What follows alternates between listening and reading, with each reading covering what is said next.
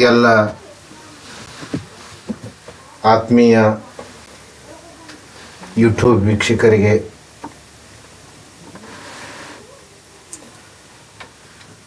Welcome to SSY master English learning channel. In the previous period, we have seen that the present possessional tenses. ಕಳೆದ ಅವಧಿಯಲ್ಲಿ ನಾವು present ಪೊಸೆಷನಲ್ tension ನೋಡ್ಕೊಂಡಿದ್ದೀವಿ. ಈವರೆಗೂ ಯಾರು ಅದನ್ನು ನೋಡಿಲ್ಲ, ದಯವಿಟ್ಟು ಅದನ್ನು ನೋಡಿಕೊಂಡು ಬರ್ರಿ ಅಂತ ಹೇಳ್ತಾ ಇವತ್ತಿನ ಕ್ಲಾಸನ್ನು ಸ್ಟಾರ್ಟ್ ಮಾಡೋಣ. ಇವತ್ತು ಪಾಸ್ಟ್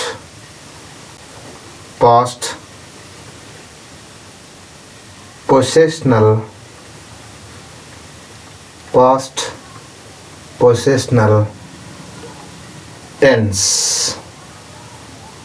ಟೆನ್ಸ್ ಅಂತ ಹೇಳ್ತೀವಿ.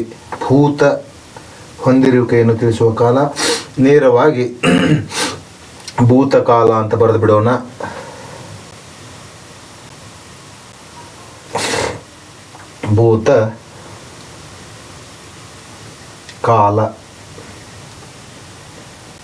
ಭೂತಕಾಲ ಅಂತ ಹೇಳ್ತೀವಿ.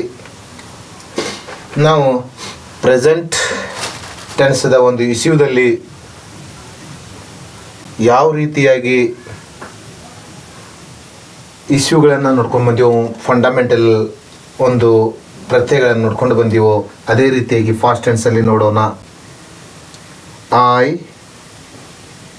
ಹ್ಯಾಡ್ ಅಲ್ಲಿ ಐ ಹ್ಯಾವ್ ಅಂದರೆ ಏನಿಂತ್ರಿ ಪ್ರೆಸೆಂಟ್ ಟೆನ್ಸಲ್ಲಿ? ನನ್ನ ಹತ್ತಿರ ಇದೆ, ನನ್ನದು ಇದೆ, ನನಗೆ ಇದ್ದಾರೆ. ಇಲ್ಲೆಲ್ಲವೂ ಫಾಸ್ಟ್ ಟೆನ್ಸ್. ನೀವು ಪೊಸಿಷನಲ್ ಟೆನ್ಸ್ಗಳನ್ನು ನೋಡ್ಕೊಂಡು ಬಂದಿದ್ರೆ ಗೊತ್ತಾಗ್ಬಿಡುತ್ತೆ. ಇದೆ ಇದ್ದದ್ದು ಇತ್ತು ಅಂತ ಆಗಿಬಿಡುತ್ತೆ. ನನ್ನ ಹತ್ತಿರ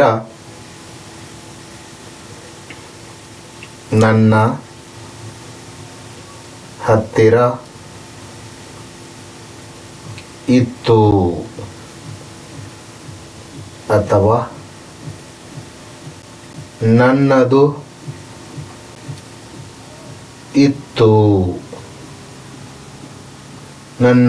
ಇತ್ತು ಅಥವಾ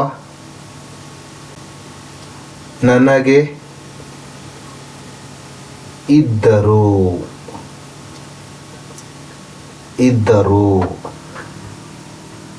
ಜೊತೆಗೆ we had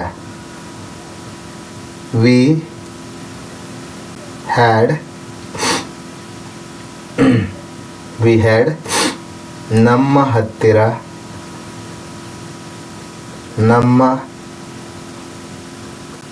ಹತ್ತಿರ ಇತ್ತು.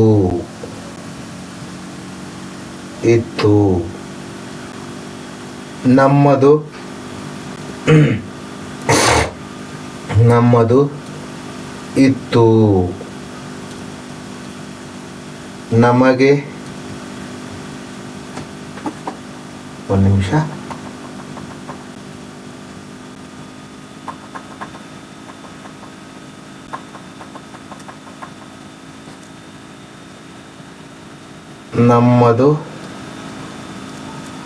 ನಮ್ಮದು ಇತ್ತು.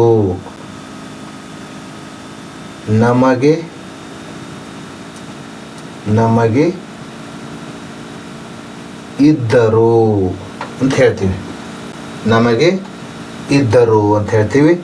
ಇನ್ನು ಯು ಹ್ಯಾಡ್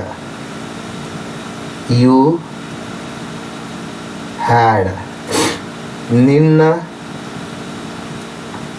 ಹತ್ತಿರ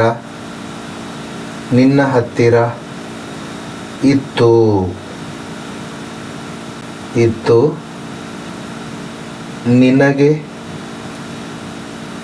ನಿನಗೆ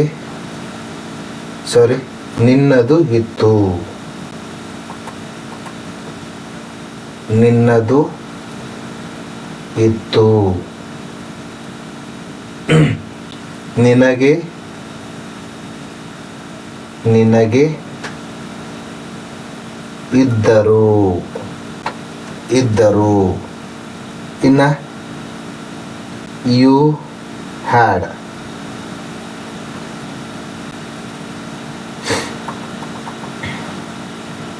ಯು ಹ್ಯಾಡ್. ನಿಮ್ಮ ಹತ್ತಿರ ನಿಮ್ಮ ಹತ್ತಿರ ಇತ್ತು. ನಿಮ್ಮದು ನಿಮ್ಮದು ಇತ್ತು. ನಿಮಗೆ ನಿಮಗೆ ಇದ್ದರು ಇದ್ದರು. ಮುಂದೆ he had. he had. ಅವನ ಹತ್ತಿರ ಅವನ ಹತ್ತಿರ ಇತ್ತು. ಅವನದು ಅವನದು ಅವನದು ಇತ್ತು. ಅವನಿಗೆ ಅವನಿಗೆ ಇದ್ದರು ಇದ್ದರು. she had. she had. ಅವಳ ಅವಳ ಹತ್ತಿರ ಅವಳ ಹತ್ತಿರ ಇತ್ತು. ಅವಳಿಗೆ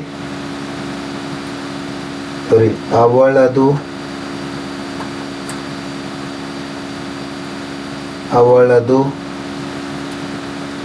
ಇತ್ತು ಇತ್ತು. ಅವಳಿಗೆ ಅವಳಿಗೆ ಇದ್ದರು ಇದ್ದರು. ಇನ್ನು ಇಟ್ ಹ್ಯಾಡ್. It had. ಅದರದು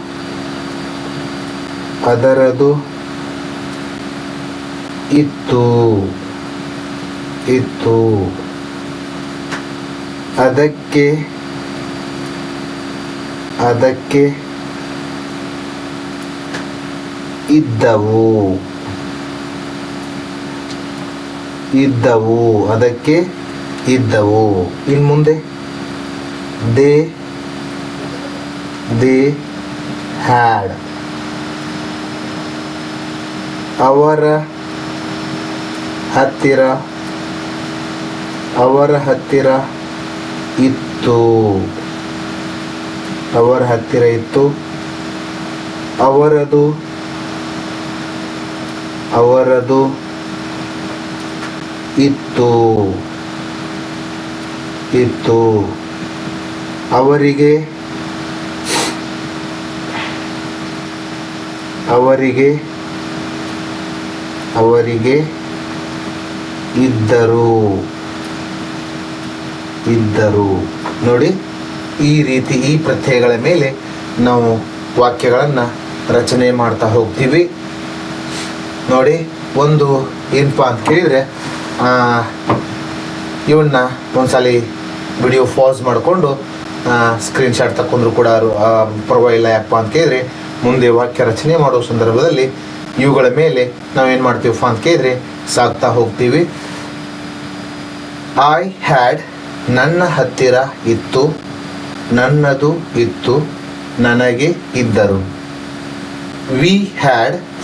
ನಮ್ಮ ಹತ್ತಿರ ಇತ್ತು, ನಮ್ಮದು ಇತ್ತು, ನಮಗೆ ಇದ್ದರು. You had.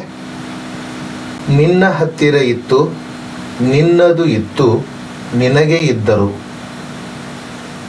You had. ನಿಮ್ಮ ಹತ್ತಿರ ಇತ್ತು, ನಿಮ್ಮದು ಇತ್ತು, ನಿಮಗೆ ಇದ್ದರು. ಹಿ ಹ್ಯಾಡ್, ಅವನ ಹತ್ತಿರ ಇತ್ತು, ಅವನದು ಇತ್ತು, ಅವನಿಗೆ ಇದ್ದರು. ಶಿ ಹ್ಯಾಡ್, ಅವಳ ಹತ್ತಿರ ಇತ್ತು, ಅವಳದು ಇತ್ತು, ಅವಳಿಗೆ ಇದ್ದರು. ಇಟ್ ಹ್ಯಾಡ್, ಅದರದು ಇತ್ತು, ಅದಕ್ಕೆ ಇದ್ದವು. ಇಲ್ಲಿ ಯಾವ ರೀತಿಯಾಗಿ ಪ್ರೆಸೆಂಟ್ ಟೆನ್ಸಲ್ಲಿ ಇಟ್ಗೆ ಎರಡೇ ಥರ ಬಂದಿದ್ದು, ಇಲ್ಲಿಯೂ ಕೂಡ ಅದೇ ಥರ ಎರಡೇ ಥರ ಬರ್ತಾವ. ಇನ್ನು ಇಲ್ಲೇನಪ್ಪ ಅಂತ ಕೇಳಿದರೆ ದೇ ಹ್ಯಾಡ್, ಅವರ ಹತ್ತಿರ ಇತ್ತು, ಅವರದು ಇತ್ತು, ಅವರಿಗೆ ಇದ್ದರು. ಸೇಮ್ ಪ್ರೆಸೆಂಟ್ ಟೆನ್ಸನ್ನು ನೋಡ್ಕೊಂಡು ಬಂದಿದ್ರೆ ಇದು ತೀರಾ ಈಸಿ ಅನಿಸ್ಬಿಡುತ್ತೆ. ಈಗ ಒಂದೊಂದೇ ಫಾರ್ಮ್ ವೈಸ್ ನೋಡ್ತಾ ಹೋಗೋಣ, ಫಾರ್ಮೇಷನ್ ವೈಸ್ ನೋಡ್ತಾ ಹೋಗೋಣ. ಏನಪ್ಪ ಅಂತ ಕೇಳಿದ್ರೆ ಈಗ ಪಾಸಿಟಿವ್ ಫಾರ್ಮ್.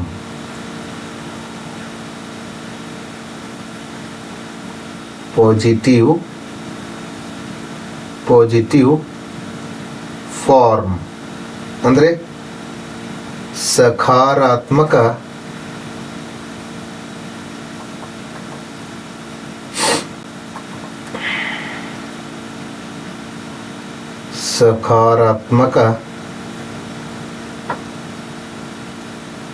ಸಕಾರಾತ್ಮಕ ರೂಪ ಅಂತ ಹೇಳ್ತೀವಿ. ಏನಪ್ಪಾ ಅಂತ ಹೇಳಿದ್ರೆ ಇಲ್ಲಿ ಸಕಾರಾತ್ಮಕ ರೂಪದ ನಿಯಮ ಏನಪ್ಪಾ ಅಂತ ಕೇಳಿದ್ರೆ ಇಲ್ಲಿ ಯಾವ್ದಪ್ಪ ಅಂತ ಕೇಳಿದ್ರೆ I we you he she it they ಇದೆ. ಇದಕ್ಕೆಲ್ಲ ಸಬ್ಜೆಕ್ಟ್ ಕರಿತೀವಿ. ಹ್ಯಾಡ್ ಅಂತ ಏನಿದೆ ಅಲ್ಲ, ಇದಕ್ಕೆ ನಾವು ಹೆಲ್ಪಿಂಗ್ ವರ್ಬ್ ಅಂತೇಳಿ ಕರಿತೀವಿ. ಏನು ಮಾಡೋಣಪ್ಪ ಅಂತ ಕೇಳಿದ್ರೆ ಈಗ ಇದರದ ಒಂದು ಮುಂದಿನ ಇದಕ್ಕೆ ನೋಡೋಣ. ಫಸ್ಟ್ನೇದು ರೂಲ್ ನೋಡೋಣ. Rule subject plus had plus object, ಇದು ನಿಯಮ. ಈಗ ವಾಕ್ಯಗಳನ್ನು ನೋಡ್ತಾ ಹೋಗೋಣ.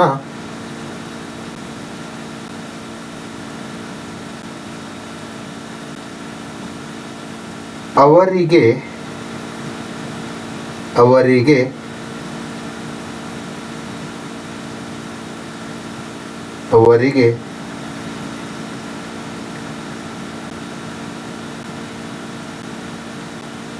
ಒಂದು ತೋಟದ ಮನೆ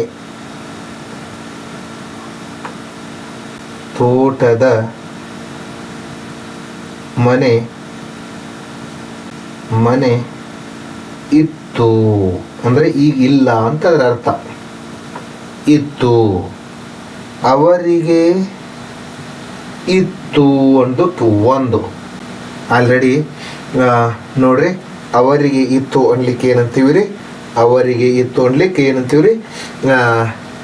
ದೇ ಹ್ಯಾಡ್ ಅಂತ ಹೇಳ್ತೀವಿ. ಏನಂತ ಹೇಳ್ತೀವಿ ರೀ? ದೇ ಹ್ಯಾಡ್ ಅಂತ ಹೇಳ್ತೀವಿ. ಹಾಗೇನೆ 1 2 ತೋಟದ 3 ಮನೆ 4 ತೋಟದ ಮನೆ ಅನ್ಲಿಕ್ಕೆ ಏನಂತೀವಿ ರೀ? ಫಾರ್ಮ್ ಹೌಸ್ ಅಂತ ಕರಿತೀವಿ. FARM ಹೌಸ್, ಫಾರ್ಮ್ ಹೌಸ್ ಅಂತ ಹೇಳ್ತೀವಿ. ನೋಡ್ರಿ, ದೇ ಹ್ಯಾಡ್ ಒಂದು ಅನ್ಲಿಕ್ಕೆ a farm house. They had a farm house. ನೋಡ್ರಿ, they had a farm house. ಅವರಿಗೆ ಒಂದು ತೋಟದ ಮನೆ ಇತ್ತು ಅನ್ಲಿಕ್ಕೆ. ಇನ್ನ ಮುಂದಿಂದ ನೋಡ್ರಿ,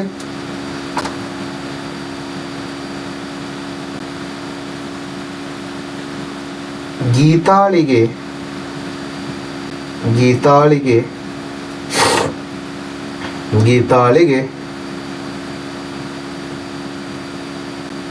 ಒಬ್ಬ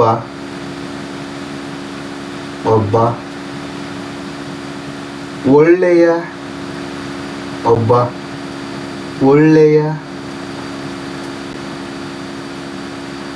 ಸಹೋದರ ಸಹೋದರ ಹಾಗೂ ಓದಲಿಕ್ಕೆ ಆ್ಯಂಡ್ ಹಾಗೂ ಒಬ್ಬಳು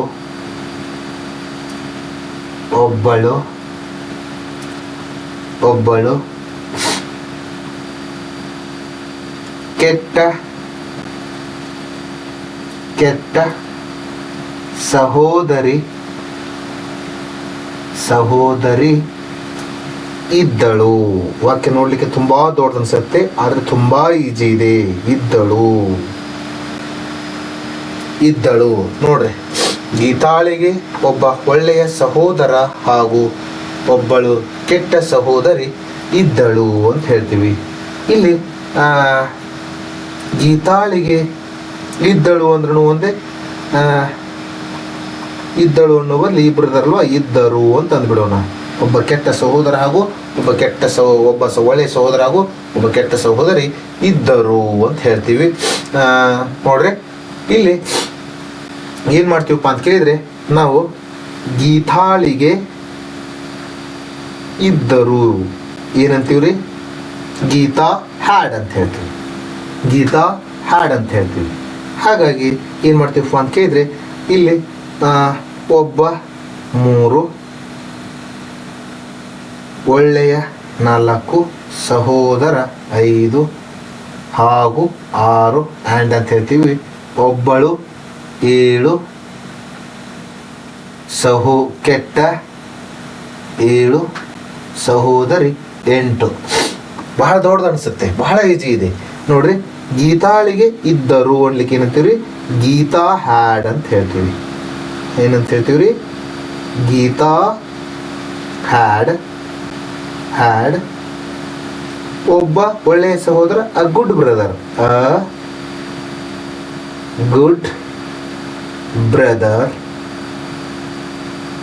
ಬ್ರದರ್ ಆ್ಯಂಡ್ ಹಾಗೂ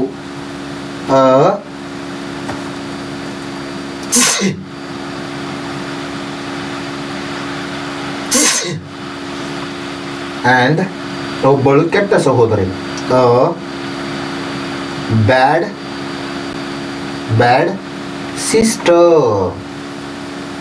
ಸಿಸ್ಟರ್. ನೋಡ್ರಿ ಎಷ್ಟು ಈಸಿ ಇದೆ ಅಲ್ವಾ. ಏನಂತ ಹೇಳ್ತೀವಪ್ಪ ಅಂತ ಕೇಳಿದ್ರೆ, ಗೀತಾಳಿಗೆ ಒಬ್ಬ ಒಳ್ಳೆಯ ಸಹೋದರ ಹಾಗೂ ಒಬ್ಬ ಕೆಟ್ಟ ಸಹೋದರಿ ಇದ್ದರು ಅಂತ ಹೇಳ್ತೀವಿ. Geeta had a good brother and a bad sister ಅಂತ ಹೇಳ್ತೀವಿ. ಇನ್ನ ಮುಂದಿನ ಉದಾಹರಣೆ ನೋಡೋಣ.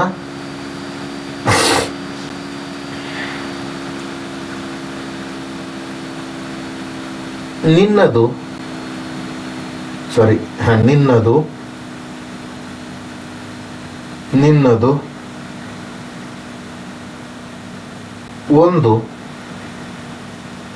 ಒಂದು ಹೊಸ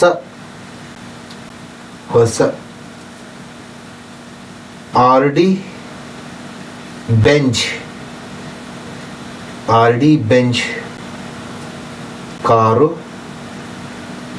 ಕಾರು ಇತ್ತು. ಒಂದು ನಿಮಿಷ ಏನು ಮಾಡ್ರಿ, ವಿಡಿಯೋ ಪಾಸ್ ಮಾಡಿ ಏನು ಮಾಡ್ರಪ್ಪ ಅಂತ ಕೇಳಿದ್ರೆ, ನೀವು ಅದನ್ನು ನಂಬರ್ ಹಾಕೊಳ್ಳಿಕ್ಕೆ ಪ್ರಯತ್ನ ಮಾಡಿರಿ, ನೋಡೋಣ. ಯಾಕಂದ್ರೆ ನಿಮ್ಮ ತಲೆಗೂ ಕೂಡ ಕೆಲಸ ಕೊಟ್ಟಂತೆ ಆಗುತ್ತದೆ. ನೋಡ್ರಿ, ನಿನ್ನದು ಇತ್ತು ಒಂದು 2 ಹೊಸ 3 RD ಬೆಂಚ್ ಕಾರ್ 4. ಒಂದೇ ಎಲ್ಲ ಹಾಕೊಂಡು ನಡೆಯುತ್ತೆ, ಇವತ್ತು ಅಡುಗೆ ನೇರವಾಗಿದೆ. ಯು ಹ್ಯಾಡ್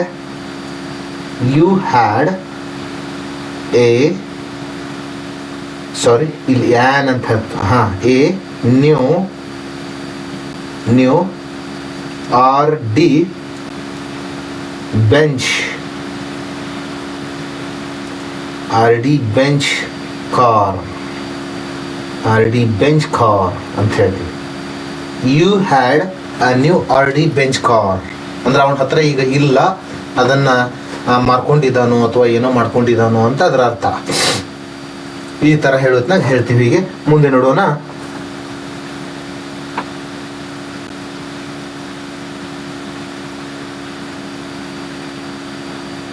ರಾಕೇಶನ ಹತ್ತಿರ, ರಾಕೇಶನ ಹತ್ತಿರ, ರಾಕೇಶನ ಹತ್ತಿರ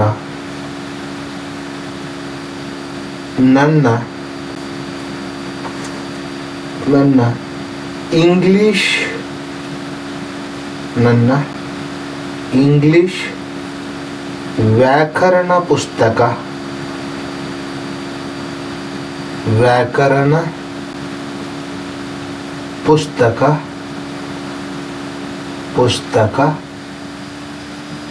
ಇತ್ತು.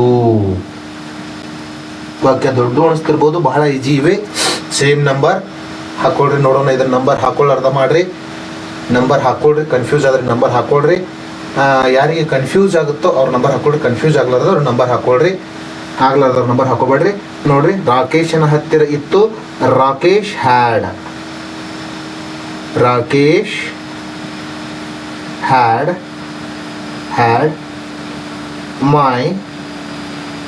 my English grammar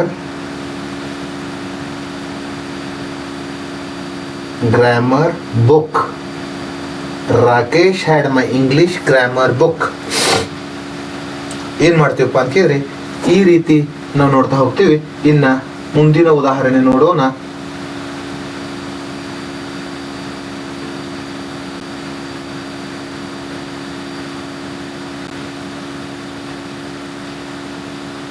ಭುವನ್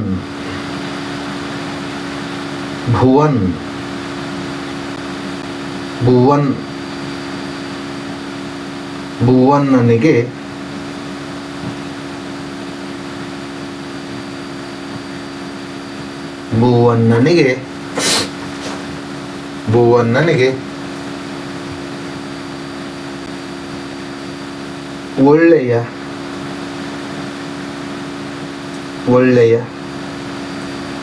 ಒಳ್ಳೆಯ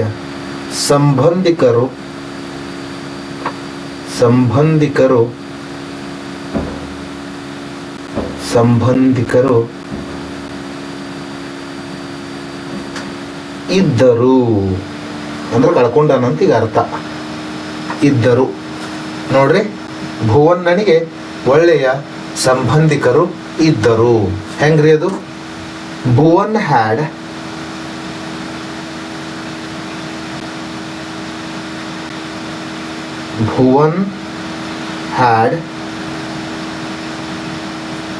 good relatives. ಸಾರಿ, ನಡುವೆ ಕ್ಯಾಪಿಟಲ್ ಬರೋದಿಲ್ಲ. Bhuvan had good relatives. ಮುಂದಿನ ವಾಕ್ಯ,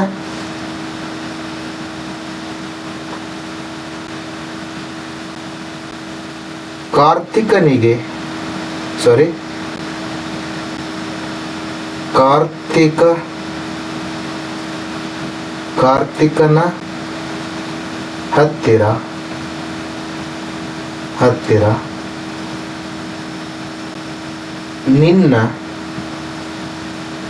ನಿನ್ನ mobile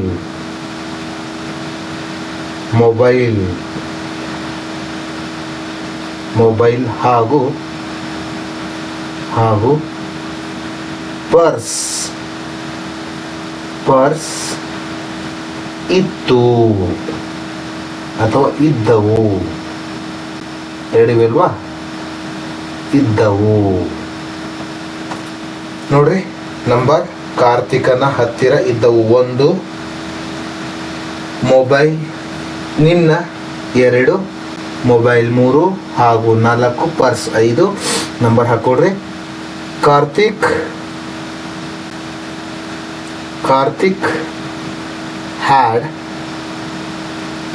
had your mobile and purse. Your mobile and purse. ನೋಡಿ, ಈ ರೀತಿಯಾಗಿ ನಾವು ಪಾಸಿಟಿವ್ ಫಾರ್ಮ್ಗಳನ್ನು ಮಾಡ್ತಾ ಹೋಗಬಹುದು.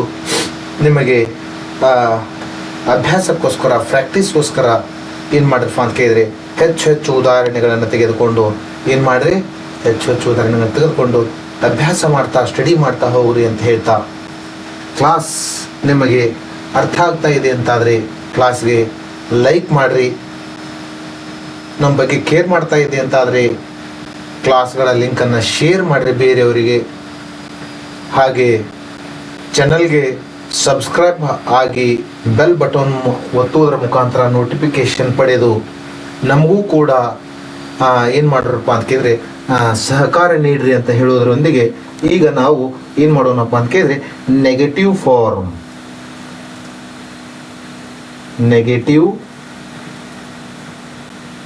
ಫಾರ್ಮ್ ನಕಾರಾತ್ಮಕ ರೂಪ.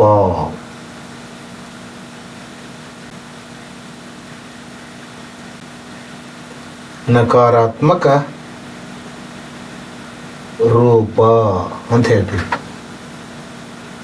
ಇಲ್ಲಿಯೂ ಕೂಡ ಎರಡು ನಿಯಮ ಪ್ರೆಸೆಂಟ್ ಟೆನ್ಸ್ ಸಿಗುತ್ತೆ.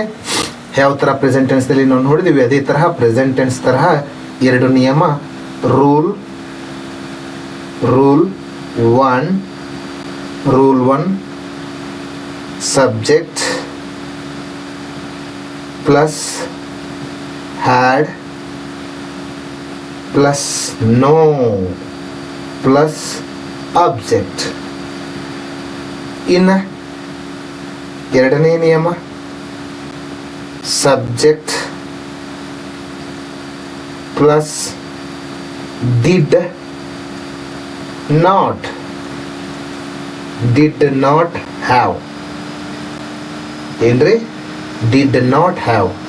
ಹ್ಯಾಡ್ ಇಲ್ಲಿ ಹ್ಯಾಡ್ ಒಂದೇ ಇದೆ ಅಂದಾಗ ಡಿಡ್ ನಾಟ್ ಹ್ಯಾವ್ ನೇರವಾಗಿ ಬರಬೇಕು. Have plus object. ನೋಡ್ರಿ, had equals to did not have. ಹೆಂಗ್ರಿ? Had equals to had no equals to did not have. Sir had ಬಂದಿತ್ತಲ್ವಾ, ಇಲ್ಲಿ ಏನು ಮಾಡೀವಿ, ಹ್ಯಾಡ್ ಬದಲಾಗಿ ಡಿಡ್ ತೆಗೆದುಕೊಂಡಿವಲ್ವಾ, ಈ ಹ್ಯಾಡ್ ಇದ್ದದ್ದು ಹ್ಯಾವ್ ಆಗುತ್ತೆ. ಅರ್ಥ ಇರಲಿ. ನಾವು ಸಿಂಪಲ್ ಪಾಸ್ಟ್ ಟೆನ್ಸ್ದಲ್ಲಿ ಮುಂದೆ ಕಲಿತಾ ಹೋಗೋಣ, ನೋಡೋಣ. ಈಗ ಏನು ಮಾಡೋಣಪ್ಪ ಅಂತ ಕೇಳಿದರೆ ಉದಾಹರಣೆಗಳನ್ನು ನೋಡೋಣ.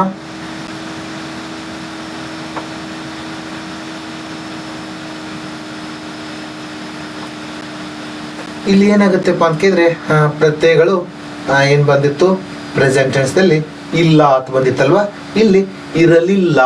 ಯಾವ ರೀತಿ ಪೊಸಿಷನಲ್ ಟೆನ್ಸ್ದಲ್ಲಿ ಕಲ್ತಿದ್ದೀವಲ್ಲ ಅದೇ ಥರ ಪೊಸಿಷನಲ್ ಟೆನ್ಸ್ ಥರಾನೇ ಇಲ್ಲಿ ಏನಾಗುತ್ತೆಪ್ಪ ಅಂತ ಕೇಳಿದ್ರೆ ಇರಲಿಲ್ಲ. ಎಲ್ಲ ಕಡೆಗೂ ಇರಲಿಲ್ಲ. ಸುಧಾಕರನಿಗೆ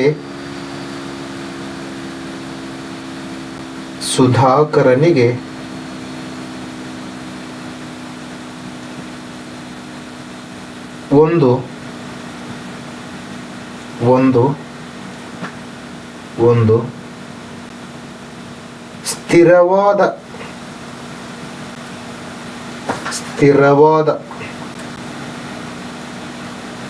ಸ್ಥಿರವಾದ ನೆಲೆ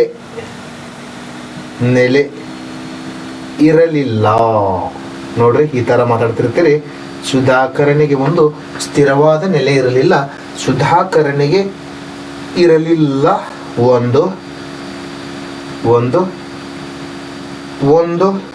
ಎರಡು ಸ್ಥಿರವಾದ ಅನ್ಲಿಕ್ಕೆ ಏನಂತ ಹೇಳ್ತೀವ್ರಿ, ಇದು 3 ನಂಬರ್ ಸ್ಟೇಬಲ್ ಅಂತ ಹೇಳ್ತೀವಿ. ಸ್ಟೇಬಲ್ ನೆಲೆ ಪ್ಲೇಸ್, ಇದಕ್ಕೆ 4 ನೆಲೆ ಪ್ಲೇಸ್. ನೋಡಿ, ಸೇಮ್ ಮಾಡಿ ಇವಾಗ ಟ್ರೈ ಮಾಡ್ರಿ ನೀವು ನೋಡೋಣ. ಸುಧಾಕರನಿಗೆ ಇರಲಿಲ್ಲ, ಇಲ್ಲೇ ರೂಲ್ ಇದೆ ಮೇಲೆ 2 ನಿಯಮದಲ್ಲಿ ಮಾಡ್ತಾ ಹೋಗೋಣ. Sudhakar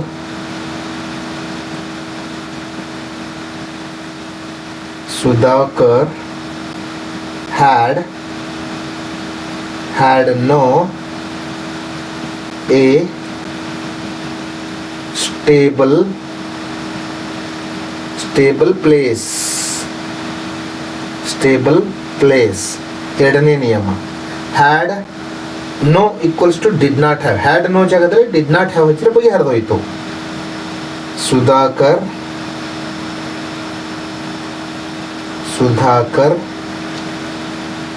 did not have. Sudhakar did not have a same ಮುಂದಿದ್ದು ಅ ಸ್ಟೇಬಲ್ ಪ್ಲೇಸ್ ಅಂತ ಹೇಳ್ತೀವಿ. ಸುಧಾಕರ್ಗೆ ಒಂದು ಒಳ್ಳೆಯ ನೆಲೆ ಇರಲಿಲ್ಲ. Sudhakar had no a stable place. Sudhakar did not have a stable place ಅಂತ ಹೇಳ್ತೀವಿ. ಮುಂದಿನ ಉದಾಹರಣೆ ನೋಡೋಣ. ನನ್ನ ಹತ್ತಿರ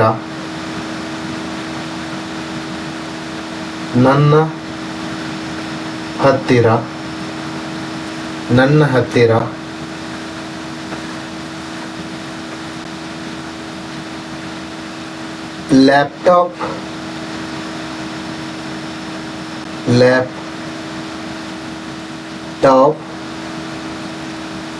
ಇರಲಿಲ್ಲ. ನನ್ನ ಹತ್ತಿರ ಲ್ಯಾಪ್ಟಾಪ್ ಇರಲಿಲ್ಲ.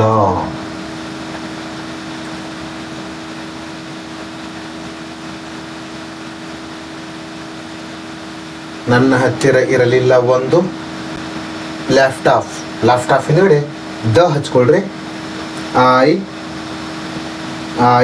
ಹ್ಯಾಡ್ ನೋ ದ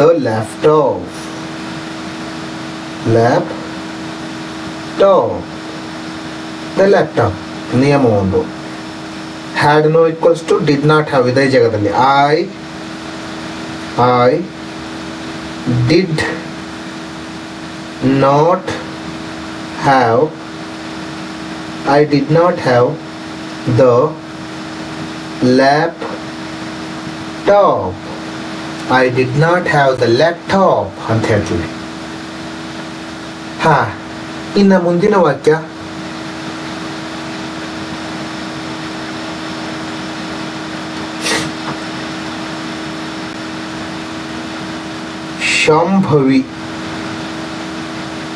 ಶಾಂಭವಿಯ ಹತ್ತಿರ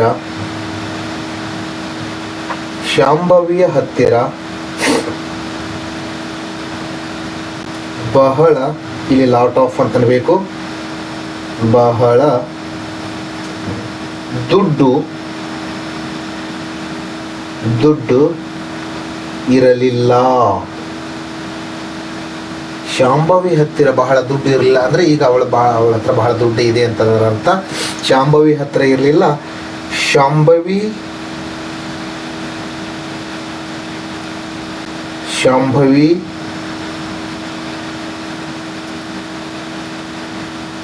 had no,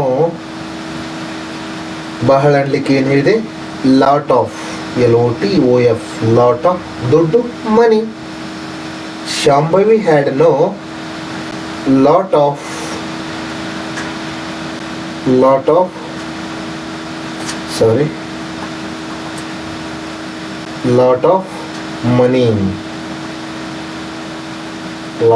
money.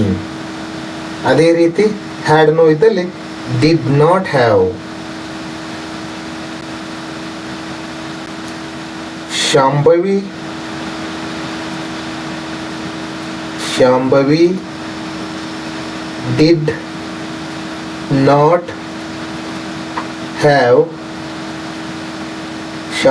Did not have lot of money. ಸಾಮಾನ್ಯವಾಗಿ ನಾವು ಎರಡನೇ ನಿಯಮದಲ್ಲಿ ಬಳಸ್ತಾ ಹೋಗ್ತಾ ಇರ್ತೀವಿ ಮಾತಾಡ್ತಕ್ಕಂಥ ಸಂದರ್ಭದಲ್ಲಿ. ಇನ್ನು ಮುಂದಿನ ವಾಕ್ಯವನ್ನು ನೋಡೋಣ.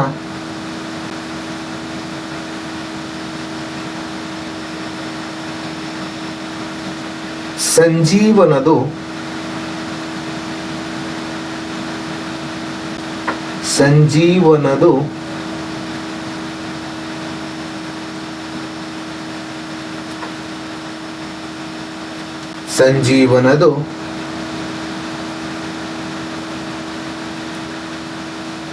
ಸಂಜೀವನದು ಬಹಳ, ಇಲ್ಲಿಯೂ ಕೂಡ ಲಾಟ್ ಆಫ್, ಬಹಳ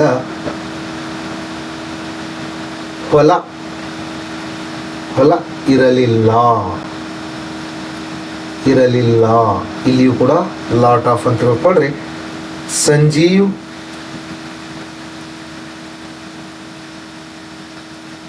had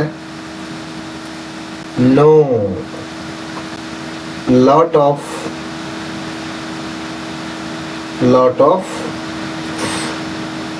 farmland. ಹೊಲ ಅನ್ಲಿಕ್ಕೆ ಏನಂತ ಹೇಳ್ತೀವಿ ರೀ? farmland.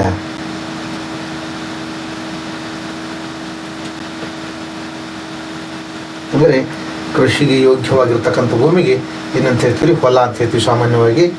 ಫಾರ್ಮ್ ಲ್ಯಾಂಡ್ ಅಂತ ಹೇಳ್ತೀವಿ. Sanjeev had no lot of farm land. ಈಗ ಎರಡನೇ ನಿಯಮ, Sanjeev had no equals to ನೆನಪು ಮಾಡ್ಕೊಳ್ರಿ.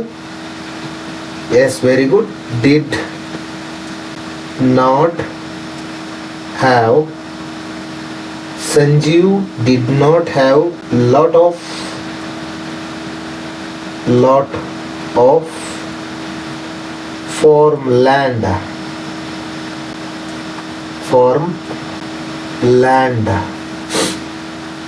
ಇನ್ನೊಂದು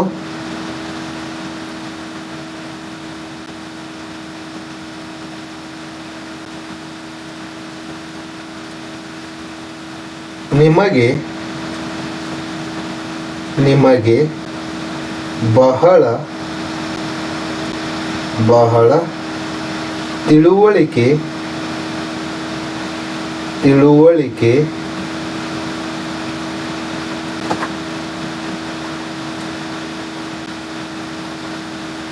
ತಿಳುವಳಿಕೆ ಇರಲಿಲ್ಲ.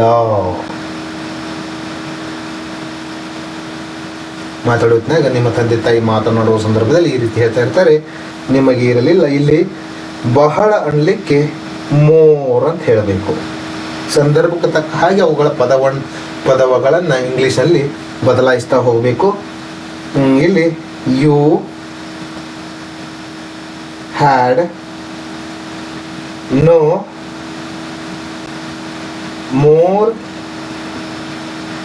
ತಿಳುವಳಿಕೆ, sense.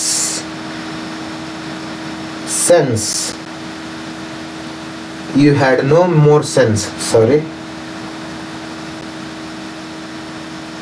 You had no more sense. Had no equals to ಎರಡನೇ ನಿಯಮ. Very good. Did not have. You did not have. You did not have more sense. You did not have more sense ಅಂತ ಹೇಳ್ತೀವಿ. ಇದೇ ರೀತಿ ನೀವು ಹೆಚ್ಚು ಹೆಚ್ಚು ಎಕ್ಸಾಂಪಲ್ಗಳನ್ನು ತೆಗೆದುಕೊಳ್ಳುವುದರ ಮೂಲಕ ಏನು ಮಾಡ್ರಪ್ಪ ಅಂತ ಕೇಳಿದರೆ ನೀವು ಒಂದು ಪ್ರಾಕ್ಟೀಸ್ ಮಾಡಿರಿ ಅಂತ ಹೇಳ್ತಾ, ಈಗ ಒಂದು ಪ್ರಾಕ್ಟೀಸ್ ವರ್ಕ್ ಕೊಡೋಣ.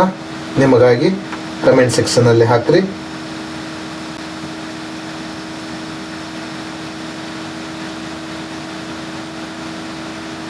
ಜಾನಕಿಗೆ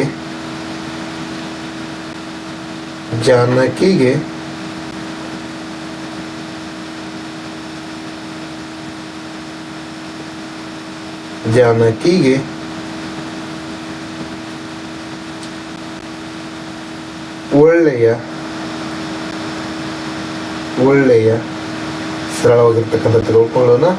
ಒಳ್ಳೆಯ ಬಟ್ಟೆಗಳು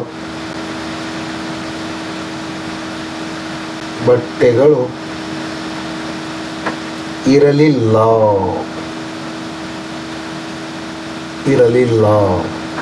ಇಲ್ಲಿ ಬಟ್ಟೆಗಳು ಅಂತ ಹೇಳಬೇಕಾದ್ರೆ ನೀವೇನು ಮಾಡ್ರಪ್ಪ ಅಂತ ಕೇಳಿದ್ರೆ ಕ್ಲಾತ್ಸ್ ಅಂತ ತೆಗೆದುಕೊಳ್ಬೇಡ್ರಿ, ಡ್ರೆಸ್ಸಸ್ ಅಂತ ತೆಗೆದುಕೊಳ್ರಿ. ಬಟ್ಟೆಗಳು ಅನ್ಲಿಕ್ಕೆ ಕ್ಲಾತ್ಸ್ ಅಂತ ಅನ್ನೋ ಬದಲಿ ಏನು ಮಾಡ್ರಿ, ಡ್ರೆಸ್ಸಸ್ ಅಂತ ತೆಗೆದುಕೊಂಡ್ರೆ ಇದಕ್ಕೆ ಸರಿಯಾದ ಒಂದು ಹೊಂದಿಕೆ ಆಗ್ತಕ್ಕಂಥ ಪದ ಇದೆ, ಹೊಂದಿಕೊಳ್ಳುತ್ತೆ ಅಂತ ಹೇಳ್ತಾ ಯಾರು ಚಾನಲ್ಗೆ ಸಬ್ಸ್ಕ್ರೈಬ್ ಮಾಡಿಲ್ಲ ದಯವಿಟ್ಟು ಸಬ್ಸ್ಕ್ರೈಬ್ ಮಾಡಿಕೊಂಡು ನೋಡಲಿಕ್ಕೆ ಮುಂದಾಗ್ರಿ ಅಂತ ಹೇಳ್ತಾ, ಇಲ್ಲಿಯವರೆಗೆ ಗಮನವಿಟ್ಟು ಕ್ಲಾಸನ್ನು ನೋಡಿದ್ದಕ್ಕಾಗಿ ಎಲ್ಲರಿಗೂ thank you all. God bless you.